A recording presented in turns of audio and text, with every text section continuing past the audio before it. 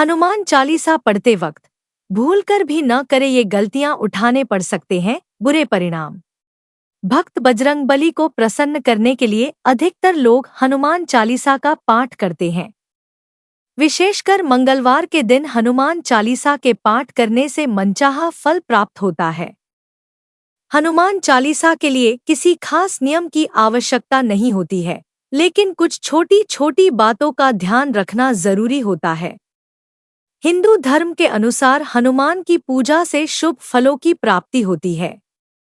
ऐसा माना जाता है कि उनकी पूजा से लोगों की समस्त मनोकामनाओं की पूर्ति होती है और शुभ फलों की प्राप्ति होती है।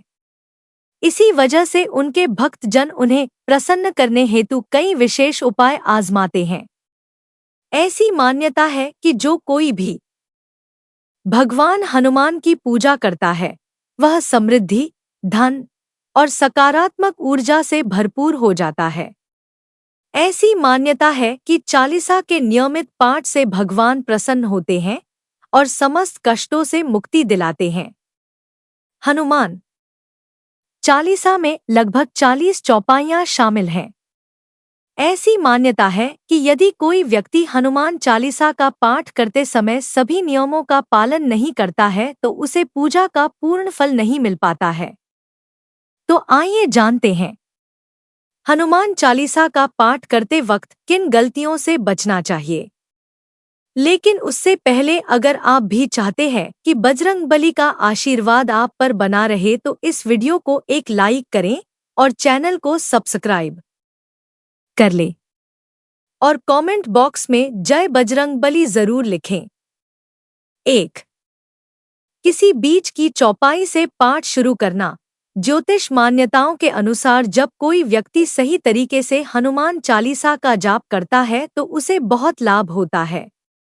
वहीं आपको कभी भी चालीसा का पाठ बीच की किसी चौपाई से नहीं करना चाहिए।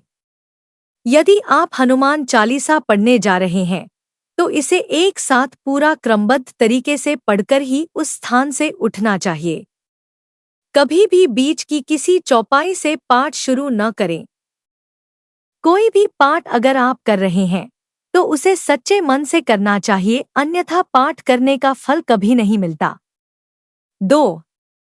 साफ तन और मन से पाठ करना।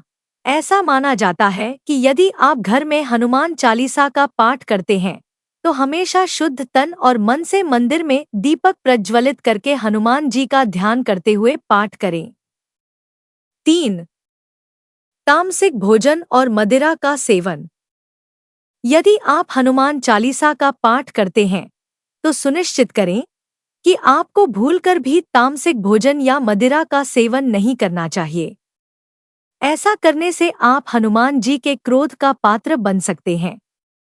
हनुमान जी बाल ब्रह्मचारी है और हमेशा मांसाहारी चीजों और शराब के सेवन से दूर ही रहना चाहिए, तभी आपको पूजा का फल प्राप्त होगा। 4. किसी से व्यर्थ का झगड़ा करना। यदि आप हनुमान चालीसा का पाठ करते हैं तो ध्यान रखें कि आपको भूलकर भी किसी निर्बल को सताना नहीं चाहिए और किसी से व्यर्थ में झगड़ा नहीं करना चाहिए। यदि आप भी हनुमान चालीसा का पाठ करते हैं तो ध्यान रखें कि आपको किसी का भी अपमान नहीं करना चाहिए और किसी के लिए भी अपशब्दों का प्रयोग नहीं करना चाहिए। आप अगर हनुमान चालीसा का पाठ करते हैं तो आपको गरीबों को भी नहीं सताना चाहिए, बल्कि गरीबों की सहायता करनी चाहिए। 5. जीवन साथी को छोड़कर किसी अन्य रिश्ते में बंधना। यदि आप विवाहित हैं और हनुमान चालीसा का पाठ करते हैं तो आपको जीवन साथी के अलावा किसी और से रिश्ते जोड़ने की बात नहीं सोचनी चाहिए। ऐसा करने वालों को कभी भी हनुमान चालीसा के शुभ फल नहीं मिलते हैं। किसी विवाहित पुरुष को किसी अन्य पराई स्त्री से संबंध नहीं रखना चाहिए। अगर कोई स्त्री भी हनुमान चालीसा का नियमित रूप से पाठ करती है तो उसे स्त्री को भी अपने पति के अलावा किसी अन्य पुरुष से संबंध नहीं रखना चाहिए। अगर किसी व्यक्ति की शादी नहीं हुई है तो उसे तो पराई स्त्री से दूर ही रहना चाहिए। यदि कोई व्यक्ति हनुमान चालीसा का पाठ करता है तो उसे इस बात का ध्यान जरूर रखना चाहिए। 6 गरीबों और जानवरों को सताना नहीं चाहिए। यदि आप घर की समृद्धि के लिए हनुमान चालीसा का पाठ करती हैं तो भूलकर भी किसी जानवर और गरीब को न सताएं। ऐसा करने से पूजा का फल नहीं मिलता है और घर में दुख बने रहते हैं। घर में नकारात्मक ऊर्जा का वास हो जाता है और घर से सुख समृद्धि हमेशा के लिए चली जाती है। 7 कोई अपराध न करें और झूठ न बोलें। यदि आप हनुमान चालीसा का पाठ करते हैं तो आपको किसी भी प्रकार का अपराध नहीं करना चाहिए। आपको किसी के साथ छल कपट करने से भी बचना चाहिए और झूठ नहीं बोलना चाहिए। अगर आपके मन में किसी के प्रति छल कपट और द्वेष है तो इससे आपको पूजा का फल कभी नहीं मिलेगा। 8 हनुमान चालीसा पढ़ने में जल्दबाजी न करें। जब आप हनुमान चालीसा का पाठ करते हैं तब आपको कभी भी जल्दबाजी नहीं करनी चाहिए और कभी भी इसके किसी श्लोक का उच्चारण गलत तरीके से नहीं करना चाहिए। इसका पाठ हमेशा धैर्यपूर्वक करना चाहिए। 9 राम का नाम लिए बिना न करें शुरुआत। सभी इस बात से परिचित हैं कि हनुमान राम जी के परम भक्त हैं। इसलिए भगवान राम का नाम लिए बिना हनुमान चालीसा की शुरुआत न करें, वरना आप इसके फल से वंचित रह जाएंगे। 10 तन और मन रखें साफ। हनुमान जी और उनके इष्ट श्री राम के चित्र की स्थापना करें। इसके बाद उनके समक्ष जल से भरा पत्र रखें। कम से कम 3 बार से लेकर 108 बार तक चालीसा का पाठ करें। घर में हनुमान चालीसा का पाठ करते समय तन और मन दोनों साफ होना बेहद जरूरी है। 11 मन में न लाएं अनुचित ख्याल। हनुमान चालीसा का पाठ करते समय मन में किसी भी प्रकार का अनुचित ख्याल नहीं आना चाहिए। प्रयास करें कि चालीसा पाठ का समय रोज एक ही हो। विशेष दशाओं में यात्रा तथा सोते समय भी चालीसा का पाठ कर सकते हैं। 12 मंगलवार और शनिवार को हनुमान के दर्शन। हनुमान चालीसा का पाठ करने वाले को डोट मंगलवार और शनिवार को हनुमान मंदिर में जाकर हनुमान जी के दर्शन जरूर करने चाहिए।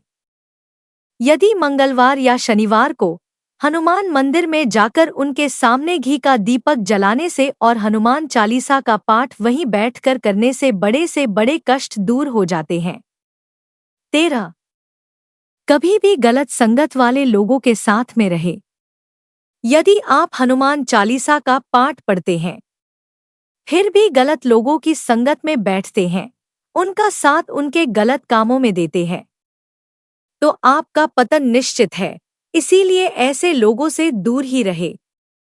14 ज्योतिष के अनुसार मंगलवार के दिन 3 बार पाठ करना बेहद शुभ माना जाता है।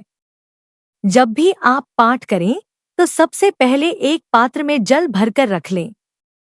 उसके बाद जब हनुमान चालीसा का पाठ संपन्न हो जाए तो उस जल को ग्रहण कर लें।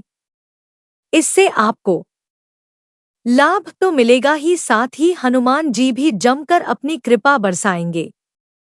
15 सूतक काल परिवार में जब किसी इंसान की मौत हो जाती है तो वहां सूतक काल मान्य रहता है। जब तक ये सूतक काल रहता है तब तक हमें हनुमान सहित किसी अन्य देवी देवता की पूजा नहीं करनी चाहिए। इस दौरान मंदिर में भी प्रवेश ना करें। यह तमाम जानकारी जनरुचि को ध्यान में रखकर दी जा रही है। ज्योतिष और धर्म के उपाय और सलाहों को अपनी आस्था और विश्वास पर आजमाएं। कंटेंट का उद्देश्य मात्र आपको बेहतर सलाह देना है। इस संदर्भ में हम किसी प्रकार का कोई दावा नहीं करते हैं। प्रिय दोस्तों, आज के वीडियो में बस इतना ही। हमारे द्वारा दी गई शास्त्रों अनुसार जानकारी आपको अच्छी लगी हो तो वीडियो को लाइक, शेयर एंड सब्सक्राइब और कमेंट बॉक्स में जय मां लक्ष्मी जरूर लिखें। धन्यवाद।